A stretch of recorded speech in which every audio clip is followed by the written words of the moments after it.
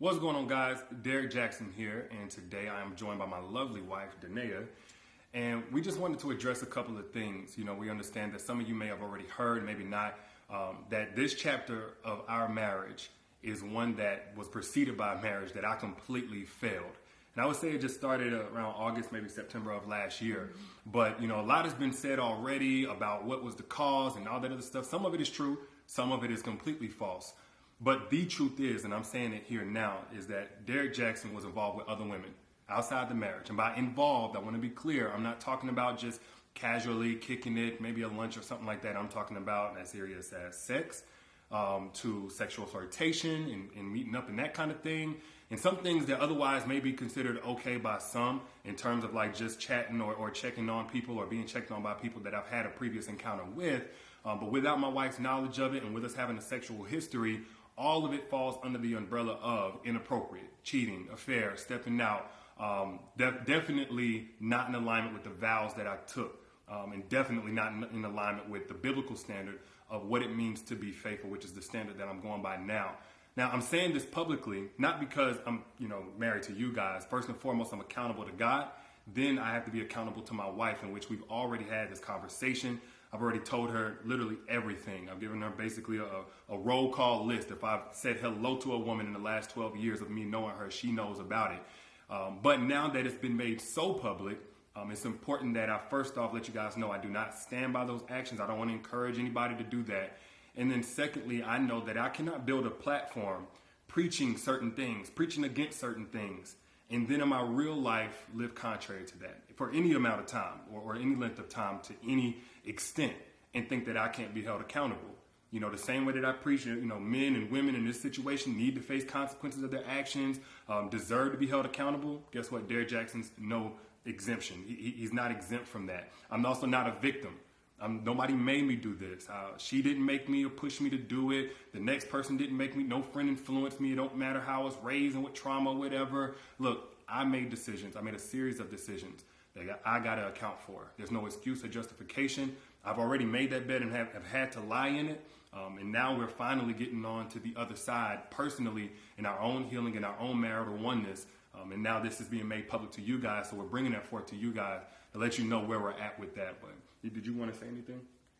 Yes. So I do want to just add that I agree with what he just said. There is no justification for bringing other women into our marriage on any level. And it was unacceptable. Mm-hmm. And it's not something that I tolerate or that we tolerate moving forward. And when I've been flooded again with messages and these things and about, I need to leave or why haven't I left? And the answer is, when I found out about it, I left. I did not hesitate or waste time to do so. And I stayed gone. No matter how many times he came, I stayed gone and stood firm on, I am not coming back. And I did not come back until I seen a shift and a change in his mentality and how he carried himself and how he presented himself and conversations that we were able to have that we had never been able to have in just 12 years of knowing each other. And when we were able to have these dialogues, I said, okay, Lord, this is something that you've had your hand on. And this was with me being completely removed from his life.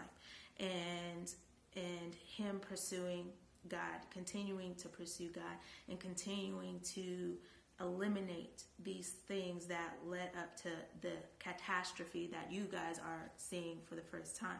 So there's nothing out there right now that is information that I don't already know about or haven't known about. And so this is not something that is new. We have moved forward from it. We have gotten counsel for it and continue to do so. He is still continuing to pursue God and continuing to seek guidance and wise counsel from men of God. And that is what I needed for the continuation of me being present and in this marriage and to stand by his side. So today, where I'm at is at peace, and I proudly stand by his side, and I have no hesitation. I have no hurt, no shame about that. And it's only because of the grace of God and the mercy of God. And we have already turned a new chapter in this story. We are continuing to move forward, and we are just now sharing that with you all.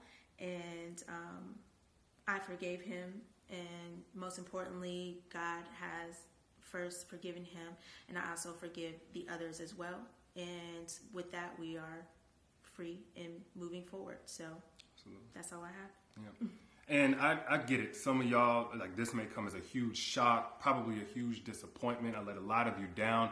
If you've had a perspective shift on who Derrick is, hopefully it's away from anything remotely close to perfection. And it is simply that, I am a human, and that does not justify anything that I did. But I don't want anybody out there to be putting me on a pedestal. If you did, then I hate that you did that. Maybe I gave you cause for that, and I apologize if I did.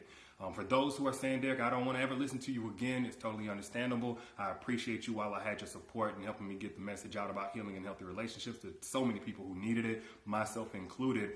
And for those who are going to continue to support, man, I appreciate you like never before, because I know it's not going to be easy going forward, at least for a little while so many things are still fresh and attached to my name.